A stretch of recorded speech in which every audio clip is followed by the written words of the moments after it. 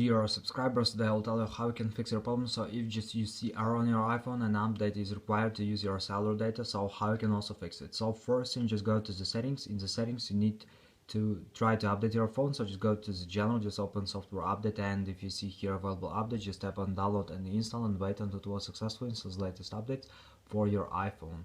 And if it doesn't happen, if you still have this error, so you can also just try to fix it in another way. So just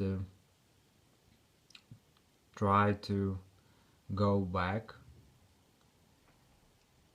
and here you need to check your cellular data, so just try to turn it off and turn on again.